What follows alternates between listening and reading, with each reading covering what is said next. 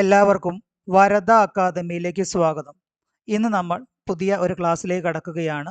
2025 LDC പരീക്ഷയിൽ ചോദിച്ച 10 ചോദ്യങ്ങളും അതിൻ്റെ ഉത്തരങ്ങളും അനുബന്ധ കാര്യങ്ങളുമാണ് ഇന്ന് നമ്മൾ പഠിക്കുന്നത്. എൻ്റെ പേര് ജനിൽ. നമ്മൾ ഒന്നാമത്തെ ചോദ്യത്തിലേക്ക് കടക്കുകയാണ്.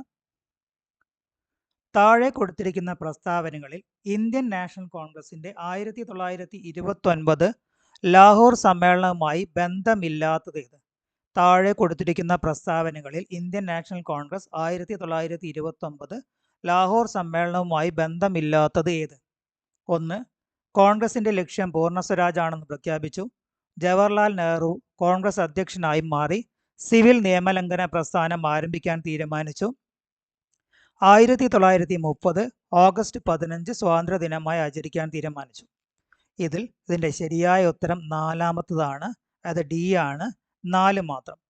അതായത് ലാഹോർ കോൺഗ്രസിൽ വെച്ച് 1929 ഇന്ത്യൻ നാഷണൽ കോൺഗ്രസിൻ്റെ ലാഹോർ കോൺഗ്രസ് വളരെയധികം ചരിത്ര പ്രാധാന്യമുള്ളതാണ്. ഇതിൻ്റെ അധ്യക്ഷൻ ജവഹർലാൽ നെഹ്റു ആയിരുന്നു.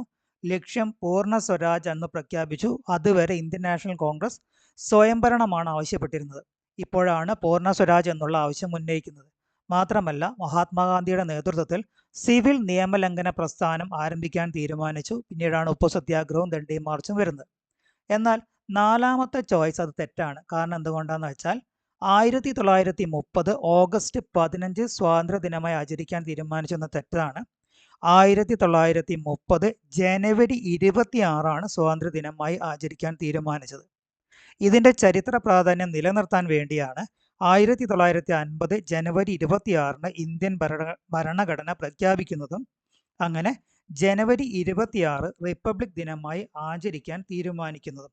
ഓർമ്മിക്കുക, 1930 ജനുവരി 26 സ്വാതന്ത്ര്യ ദിനമായി ആചരിക്കാനാണ് തീരുമാനിച്ചത്, ഓഗസ്റ്റ് 15 ഇതിൻ്റെ പ്രാധാന്യം നിലനിർത്താനാണ് റിപ്പബ്ലിക് ദിനമായി ജനുവരി 26 ആചരിക്കുന്നത്. നമുക്കിനി രണ്ടാമത്തെ ചോദ്യത്തിലേക്ക് കടക്കാം. രണ്ടാമത്തെ ചോദ്യം ഇതാണ്: മുഹമ്മദ് അബ്ദുറഹ്മാൻ സാഹിബിനെ കുറിച്ചുള്ള താഴെ കൊടുത്തിട്ടുള്ള പ്രസ്താവനകളിൽ ശരിയേത്? 1939 KPCC പ്രസിഡന്റായിരുന്നു. 30 ഉപ്പു സത്യാഗ്രഹത്തിൽ പങ്കെടുത്തു. കോഴിക്കോട് അറസ്റ്റ് ചെയ്യപ്പെട്ടു. അൽ-അമീൻ പത്രസ്ഥാപകനായിരുന്നു. ഫോർവേഡ് ബ്ലോക്കിന്റെ പ്രസിഡന്റായിരുന്നു. ശ്രദ്ധിക്കുക, ഇദ്ദേഹത്തെ സംബന്ധിച്ച് ഈ പറയുന്ന എല്ലാ പ്രസ്താവനകളും ശരിയാണ്. അതായത് മുഹമ്മദ് അബ്ദുറഹ്മാൻ സാഹിബിനെ പറഞ്ഞിട്ടുള്ള എല്ലാ പ്രസ്താവനകളും ശരിയായ പ്രസ്താവനകളാണ്. ഇനി നമുക്ക് അടുത്ത ചോദ്യത്തിലേക്ക് കടക്കാം. താഴെ കൊടുത്തിട്ടുള്ളവയിൽ ശരിയായ ജോഡി ഏതാണ്?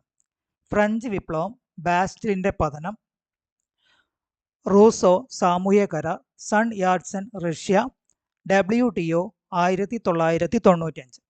ഇതിലേതാണ് ശരിയായ ഉത്തരം? ഇതിലെ ശരിയായ ഉത്തരം അല്ലെങ്കിൽ ശരിയായ തെറ്റായ ജോഡി എന്ന് പറയുന്നത് മൂന്നാമത്തതാണ്. അതായത് ബി ആണ് ആൻസർ, 3 മാത്രം. അതായത് ഇതിൽ തെറ്റ് വരുന്നത് സൺ യാറ്റ്സൺ റഷ്യ എന്നുള്ളതാണ്. കാരണം സൺ യാറ്റ്സൺ റഷ്യൻ വിപ്ലവവുമായി ബന്ധപ്പെട്ട വ്യക്തിയല്ല. സൺ യാറ്റ്സൺ ചൈനീസ് വിപ്ലവവുമായി സിൻഹായ് 1911 നടന്ന സിൻഹായ് വിപ്ലവവുമായി ബന്ധപ്പെട്ടതാണ്. ഇദ്ദേഹമാണ് കുമിങ്താങ് പാർട്ടി സ്ഥാപിക്കുന്നത്. ഓർമ്മിക്കുക, സൺ യാറ്റ്സൺ റഷ്യയുമായല്ല ചൈനയുമായി ബന്ധപ്പെട്ട വ്യക്തിയാണ്. 1911 സിൻഹായ് വിപ്ലവവുമായി ബന്ധപ്പെട്ട വ്യക്തിയാണ്. കുമിങ്താങ് പാർട്ടിയുടെ സ്ഥാപകനാണ്. റഷ്യൻ വിപ്ലവം 1917 ലെനിൻ ആയിരുന്നു ഇതിൻ്റെ നേതാവ്. ബാക്കിയുള്ള പ്രസ്താവനകളെല്ലാം ശരിയാണ്. ഫ്രഞ്ച് വിപ്ലവം ആരംഭിക്കുന്നത് തന്നെ ബാസ്റ്റിൽ കോട്ടയുടെ പതനത്തോടു കൂടിയാണ്, 1789 ജൂലൈ 14. ഓർമ്മിക്കേണ്ട വർഷമാണ് 1789 ജൂലൈ 14 ബാസ്റ്റിൽ കോട്ടയുടെ പതനത്തോടു കൂടിയാണ് ഫ്രഞ്ച് വിപ്ലവം ആരംഭിക്കുന്നത്. അവിടെ മുഴങ്ങിക്കേട്ട മുദ്രാവാക്യമാണ് ലിബർട്ടി, ഈക്വാളിറ്റി, ഫെർട്ടേണിറ്റി, സ്വാതന്ത്ര്യം, സമത്വം, സാഹോദര്യം. റൂസോയുടെ പ്രത്യേകതകൾ എന്താണ്? സാമൂഹ്യ കരാർ സിദ്ധാന്തം അദ്ദേഹം എഴുതിയതാണ്. മാത്രമല്ല the father of French revolution എന്ന് വിളിക്കപ്പെടുന്ന, ഫ്രഞ്ച് വിപ്ലവത്തിന്റെ പിതാവ് എന്ന് വിളിക്കപ്പെടുന്നത് റൂസോയാണ്. അപ്പോൾ ഒരു കാര്യം കൂടി ഓർമ്മിച്ച് വെക്കണം. Father of French revolution, French വിപ്ലവത്തിന്റെ പിതാവ് റൂസോ ആണെങ്കിൽ the child of French revolution, French വിപ്ലവത്തിന്റെ ശിശു എന്നറിയപ്പെടുന്നത് നെപ്പോളിയൻ ബോണാപ്പാർട്ടാണ്. ലോക വ്യാപാര സംഘടന സ്ഥാപിക്കപ്പെട്ടതാണ് 1995 എന്ന് പറയുന്നത്. നമുക്കിനി അടുത്ത ചോദ്യത്തിലേക്ക് കടക്കാം. താഴെ കൊടുത്തിരിക്കുന്ന പ്രസ്താവനകളിൽ രാജാറാം മോഹൻ റോയുമായി ബന്ധപ്പെട്ടത് ഏതാണ്? അതായത് താഴെ കൊടുത്തിരിക്കുന്ന പ്രസ്താവനകളിൽ രാജാറാം മോഹൻ റോയുമായി ബന്ധപ്പെട്ട ശരിയായ കാര്യങ്ങൾ ഏതാണ്? മീറാത്തുൽ അക്ബർ എന്ന വാരിക സ്ഥാപിച്ചു, ആത്മീയ സഭ സ്ഥാപിച്ചു, തുവത്തുൽ മുഹാവിദ്ദീൻ എന്ന ഗ്രന്ഥം എഴുതി, സംവാദ് കൗമുദി എഴുതി. രാജാറാം മോഹൻ റോയെ സംബന്ധിച്ച് ഇതെല്ലാ കാര്യങ്ങളും ശരിയാണ്. ഇന്ത്യൻ നവോത്ഥാനത്തിന്റെ പിതാവ് എന്നറിയപ്പെടുന്ന വ്യക്തിയാണ് രാജാറാം മോഹൻ റോയ്. അദ്ദേഹത്തിന് രാജ എന്നുള്ള ബിരുദം നൽകുന്നത് മുഗൾ ചക്രവർത്തിയായിരുന്ന അക്ബർ രണ്ടാമനാണ്. ഇദ്ദേഹത്തിന്റെ പ്രവർത്തന ഫലമായാണ് സതി വില്യം ബെൻഡിക് 1829 നിരോധിക്കുന്നത്. അപ്പോൾ ഓർമ്മിക്കുക, രാജാറാം മോഹൻ റോയ്ക്ക് രാജ എന്നുള്ള ബഹുമതി നൽകിയത് മുഗൾ ചക്രവർത്തിയായിരുന്ന അക്ബർ രണ്ടാമനാണ്. രാജാറാം മോഹൻ റോയുടെ പ്രവർത്തന ഫലമായിട്ടാണ് വില്യം ബെൻഡിക് 1829 സതി നിരോധിക്കുന്നത്. ബ്രഹ്മസഭ സ്ഥാപിക്കപ്പെടുന്നത് 1828 ഇതാണ് പിന്നീട് ബ്രഹ്മസമാജമായി മാറുന്നത്. നമുക്ക് അടുത്ത ചോദ്യത്തിലേക്ക് കടക്കാം. താഴെ കൊടുത്തിരിക്കുന്ന ചരിത്ര സംഭവങ്ങൾ പരിശോധിച്ച് ശരിയായ കാലഗണനാക്രമം. താഴെ കൊടുത്തിരിക്കുന്ന ചരിത്ര സംഭവങ്ങൾ പരിശോധിച്ച് ശരിയായ കാലഗണനാക്രമം ഏതെന്ന് കണ്ടെത്തുക. ഗുരുവായൂർ സത്യാഗ്രഹം, ക്ഷേത്രപ്രവേശന വിളംബരം, വൈക്കം സത്യാഗ്രഹം, മഹാത്മാഗാന്ധിയുടെ ആദ്യ കേരള സന്ദർശനം. ഇത് വർഷങ്ങൾ മനസ്സിലാക്കി കൃത്യമായ ഓർഡറിൽ കൊണ്ടുവരികേണ്ടതാണ്. ഇതിൻ്റെ ശരിയായ ഓർഡർ വരുന്നത് ബി ആണ്. അതായത് 4, 3, 1, 2 ആ രീതിയിലാണ് ഇതിൻ്റെ ഉത്തരം വരുന്നത്. അതായത് ഇതിൻ്റെ ഒന്നാമത്തെ പോയിന്റ് വരുന്നത് മഹാത്മാഗാന്ധിയുടെ കേരള സന്ദർശനം 1920. ഖിലാഫത്ത് സമരത്തിന്റെ ഭാഗമായിട്ടാണ് മഹാത്മാഗാന്ധി കേരളം സന്ദർശിക്കുന്നത് 1920. വൈക്കം സത്യാഗ്രഹം നടക്കുന്നത് 1924-25 കാലഘട്ടത്തിലാണ്.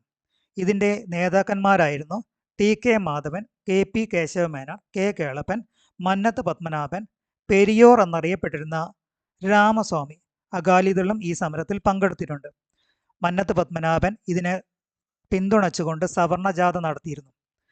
ഗുരുവായൂർ സത്യാഗ്രഹം 1931-32 ചരിത്രപ്രസിദ്ധമായ ക്ഷേത്രപ്രവേശന വിളംബരം 1936 നവംബർ 12 ശ്രീ ചിത്തിര തിരുനാൾ ബാലരാമവർമ്മ മഹാരാജാവാണ് ഈ പ്രഖ്യാപനം നടത്തിയത്. ഓർമ്മിക്കുക, ചരിത്ര പ്രാധാന്യമുള്ള സംഭവമാണ്. ഈ കേരള ചരിത്രത്തിൽ നടന്നിരിക്കുന്ന സംഭവങ്ങൾ കൃത്യമായി അതിൻ്റെ വർഷത്തോടു കൂടി പഠിച്ച് മനസ്സിലാക്കേണ്ടതും അതിൻ്റെ നേതാക്കന്മാരെ മനസ്സിലാക്കേണ്ടതും ആവശ്യമാണ്.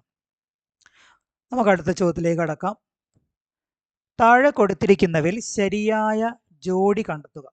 ഇതിൽ തെറ്റുള്ളത് ഏതാണ്, ശരിയുള്ളത് ഏതാണെന്നാണ് നമ്മൾ കണ്ടെത്തേണ്ടതുള്ളത്.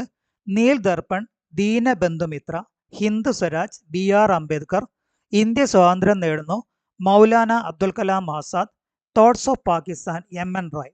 ഇതിൽ കറക്റ്റായി ശരിയായി വരുന്ന ജോഡി ഏതാണ് നോക്കുക. ഓപ്ഷൻ ബി ആണ് ശരി, 1ഉം 3ഉമാണ് ശരി. നീൽ ദർപ്പൺ എന്ന് പറയുന്ന കൃതി എഴുതിയിരിക്കുന്ന ദീനബന്ധുമിത്രയാണ്. ഇന്ത്യ സ്വാതന്ത്ര്യം നേടുന്നു എന്ന കൃതി മൗലാന അബ്ദുൽ കലാം ആസാദിൻ്റെയാണ്. ഇനി ഹിന്ദ് സ്വരാജോ, അത് ബി.ആർ. അംബേദ്കർ അല്ല എഴുതിയിരിക്കുന്നത്. ഹിന്ദ് സ്വരാജ് 1909 മഹാത്മാഗാന്ധിയാണ് എഴുതിയിരിക്കുന്നത്. ഇതിൻ്റെ ഒറിജിനൽ ഗുജറാത്തിയിലാണ്. തോട്ട്സ് ഓൺ പാകിസ്ഥാൻ എന്നുള്ള ഗ്രന്ഥം എഴുതിയിരിക്കുന്നത് എം.എൻ. റോയ് അല്ല, ബി.ആർ. അംബേദ്കർ ആണ്. തോട്ട്സ് ഓൺ പാകിസ്ഥാൻ എന്ന ഗ്രന്ഥം എഴുതിയിരിക്കുന്ന എം.എൻ. റോയ് അല്ല, ബി.ആർ. അംബേദ്കർ ആണ്. 1940 അദ്ദേഹം 1945 Pakistan or the partition of India എന്നുള്ള ഒരു ഗ്രന്ഥം കൂടി എഴുതിയിട്ടുണ്ട്. അപ്പോൾ ഓർമ്മിക്കുക, ഈ ചോദ്യത്തിൻ്റെ ആൻസർ 1ഉം 2ഉമാണ്. നീൽ ദർപ്പൺ, ദീനബന്ധുമിത്ര, ഇന്ത്യ സ്വാതന്ത്ര്യം നേടുന്നു, മൗലാന അബ്ദുൽ കലാം ആസാദ്, ഹിന്ദു സ്വരാജ് മഹാത്മാഗാന്ധി എഴുതിയതാണ്. Thoughts on Pakistan BR. Ambedkar എഴുതിയ കൃതികളാണ്. അടുത്ത ചോദ്യം ശിലകളെ സംബന്ധിച്ച ജോഗ്രഫിയുടെ ഭാഗമായി വന്നതാണ്. ശിലകളെ സംബന്ധിച്ചിട്ടുള്ളതാണ്. ഗ്രാനൈറ്റ് എന്ന ശില ഏത് തരം ശിലകൾക്ക് ഉദാഹരണമാണ്? ഗ്രാനൈറ്റ് ഏത് തരം ശിലകൾക്ക് ഉദാഹരണമാണ്? ആൻസർ ശ്രദ്ധിക്കണം. സി ആണ്. ആഗ്നേയ ശിലകൾക്ക് ഉദാഹരണമാണ് ഗ്രാനൈറ്റ്. ഓപ്ഷൻ സി ആണ് ശരി. ഗ്രാനൈറ്റ് ആഗ്നേയ ശിലകൾക്ക് ഉദാഹരണമാണ്. കായാന്തരിക ശിലകൾ എന്ന് പറഞ്ഞാൽ ആഗ്നേയ അവസാദ ശിലകൾ ചൂടും മർദ്ദവും മൂലം ഘടന മാറി ശിലയായി മാറാറുണ്ട്. ചൂടും മർദ്ദവും മൂലം ആഗ്നേയ അവസാദ ശിലകൾ മാറ്റം വരുന്നതിനെയാണ് കയാന്ത്രിക ശിലകൾ എന്ന് പറയുന്നത് ഇതിൻ്റെ ഉദാഹരണം മാർബിൾ ക്വാർട്ടസൈറ്റ് സ്ലേറ്റ് ആണ്. അതായത് ഓർമ്മിക്കുക, ആഗ്നേയ അവസാദ ശിലകൾ ചൂട് കൊണ്ടും മർദ്ദം കൊണ്ടും അതിൻ്റെ ഘടന മാറി പുതിയ ശിലയായി മാറുമ്പോൾ ആ ശിലകളെ കായാന്ത്രിക ശിലകൾ എന്നാണ് വിളിക്കുന്നത്. മാർബിൾ, ക്വാർട്ടസൈറ്റ്, സ്ലേറ്റ് എന്നിവ കായാന്ത്രിക ശിലകൾക്ക് ഉദാഹരണമാണ്. അവസാദ ശിലകൾ രൂപം കൊള്ളുന്നത് നദി, കാറ്റ്, ഹിമാനികൾ ഇത് കൊണ്ടുവരുന്ന അവശിഷ്ടങ്ങൾ അടിഞ്ഞുകൂടിയിട്ടാണ് അവസാദ ശിലകൾ ഉണ്ടാകുന്നത്. ചുണ്ണാമ്പ് കല്ല്, ഷെയിൽ എന്ന് പറയുന്ന വസ്തുക്കൾ അവസാദ ശിലകൾക്ക് ഉദാഹരണമാണ്. ആഗ്നേയ ശിലകൾ പ്രാഥമിക ശിലകളാണ്. ഭൗമോപരിതലത്തിൽ ലാവ ഉറച്ചുണ്ടാകുന്നതാണ് ആഗ്നേയ ശിലകൾ. ഇത് ഗ്രാനൈറ്റ്, ബസാൾട്ട് ഒക്കെ ഇതിന് ഉദാഹരണമായിട്ട് കണക്കാക്കുന്നു. ഓർമ്മിക്കുക, ജോഗ്രഫിയുമായി ബന്ധപ്പെട്ട ചോദ്യമാണിത്. അടുത്തു വരുന്നത് ജോഗ്രഫിയിലെ തന്നെ ചോദ്യമാണ്. ഇന്ദ്രാവതി, ശബരി എന്നീ നദികളുടെ പോഷക നദികൾ ഏതാണ്? അതായത് ഇന്ദ്രാവതി, ശബരി എന്നീ നദികൾ ഏത് ഉപദ്വീപീയ നദിയുടെ പോഷക നദികളാണ്? ആൻസർ ബി ആണ്.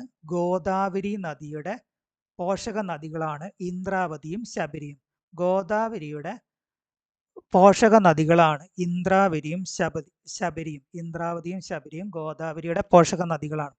ഇനി മഹാനദിയുടെ പോഷക നദികളാണ് ശിവനാഥ്, ഹസ്തിയെ എന്ന് പറയുന്ന രണ്ട് നദികൾ. മഹാനദിയുടെ പോഷക നദികളിൽ രണ്ടെണ്ണമാണ് ശിവനാഥ്, ഹസ്തിയെ. കൃഷ്ണയുടെ പോഷക നദികളാണ് ഭീമ എന്നും മൂസി എന്നും വിളിക്കപ്പെടുന്നത്. താപ്തിയുടെ പോഷക നദികളാണ് പൂർണ എന്നും ഗിർണ എന്നും വിളിക്കുന്നത്. ഓർമ്മിക്കുക, മഹാനദിയുടെ പോഷക നദികളാണ് ശിവനാഥും ഹസ്തിയെ എന്ന നദിയും. കൃഷ്ണയുടേത് ഭീമയും മൂസിയുമാണ്. താപ്തിയുടേത് പൂർണയും ഗിർണയുമാണ്. ഇനി നമുക്ക് അടുത്ത ചോദ്യത്തിലേക്ക് കടക്കാം. കേരളത്തിൽ കൊല്ലം മുതൽ കോട്ടപ്പുറം വരെയുള്ള പശ്ചിമ തീര കനാൽ ഏത് പേരിൽ അറിയപ്പെടുന്നു?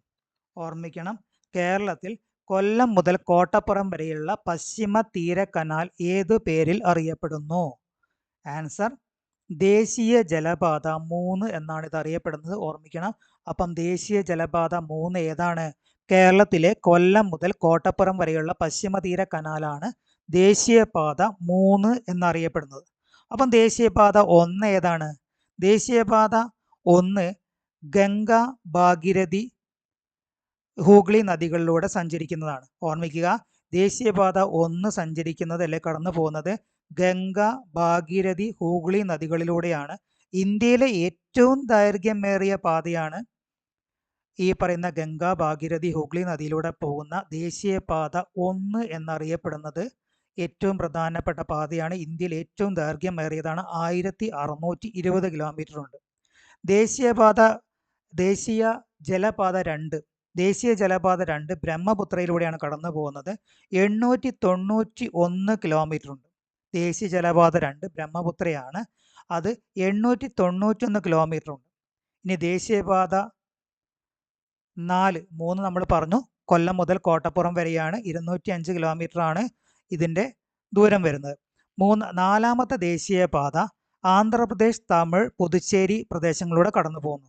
ഓർമ്മിക്കണം, ആന്ധ്രാപ്രദേശ്, തമിഴ്നാട്, പുതുച്ചേരി എന്നീ പ്രദേശങ്ങളിലൂടെ കടന്നു പോകുന്നതാണ് നാലാമത്തെ ദേശീയ ജലപാത. 1095 കിലോമീറ്റർ ആണ് ഇതെന്നുള്ളത്.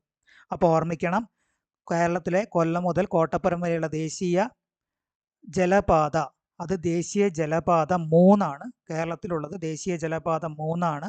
1 ഗംഗ, ഭാഗീരഥി, ഹൂഗ്ലി പാതയാണ്. ഇന്ത്യയിൽ ഏറ്റവും ദൈർഘ്യം കൂടിയതാണ്. രണ്ടാമത്തെ ജലപാത ബ്രഹ്മപുത്രയാണ്. നാലാമത്തെ ജലപാത ആന്ധ്രാപ്രദേശ്, തമിഴ്, പുതുച്ചേരി എന്നീ ഭാഗങ്ങളിലൂടെ കടന്നു പോകുന്നു. ഇനി ഈ ചോദ്യ പേപ്പർ സെറ്റിലെ 10ാമത്തെ ചോദ്യത്തിലേക്ക് കടക്കാം. എവിടെയാണ് റിമോട്ട് സെൻസിംഗ് സെന്ററിന്റെ NRSCയുടെ ആസ്ഥാനം? സ്പേസുമായി ബന്ധപ്പെട്ടതാണ്. എവിടെയാണ് NRSCയുടെ ആസ്ഥാനം? ശ്രദ്ധിക്കുക, NRSCയുടെ ആസ്ഥാനം ഹൈദരാബാദ് ആണ്. അതായത് ഓപ്ഷൻ എ ആണ് ശരി. NRSCയുടെ ആസ്ഥാനം ഹൈദരാബാദ് ആണ്. NRSCയുടെ ആസ്ഥാനം സ്ഥിതി ചെയ്യുന്നത് ഹൈദരാബാദാണ്. ഇസ്രോ സ്ഥിതി ചെയ്യുന്നത് ബാംഗ്ലൂരിലാണ്. VSSC സ്ഥിതി ചെയ്യുന്നത് തിരുവനന്തപുരത്താണ്. LPSC സ്ഥിതി ചെയ്യുന്നത് മഹേന്ദ്രഗിരിയിലാണ്. ഓക്കെ, അപ്പോൾ ഇന്ന് നമ്മൾ LDC പരീക്ഷയ്ക്ക് ചോദിച്ചിരിക്കുന്ന 2025 LDC പരീക്ഷയ്ക്ക് ചോദിച്ചിരിക്കുന്ന 10 ചോദ്യങ്ങളും അതിൻ്റെ ഉത്തരങ്ങളും അനുബന്ധ കാര്യങ്ങളുമാണ് പഠിച്ചിരിക്കുന്നത്. അടുത്ത 10 ചോദ്യങ്ങളുമായി അടുത്ത ക്ലാസ് വരുന്നതാണ്. അപ്പോൾ ഇപ്പം പറഞ്ഞിരിക്കുന്ന കാര്യങ്ങൾ ആവർത്തിച്ച് പഠിക്കുക, വേണമെങ്കിൽ അത് എഴുതി വെക്കുക. ഓക്കെ, അടുത്ത ക്ലാസ് കാണുന്നവരേക്കും എല്ലാവർക്കും നന്ദി, നമസ്കാരം.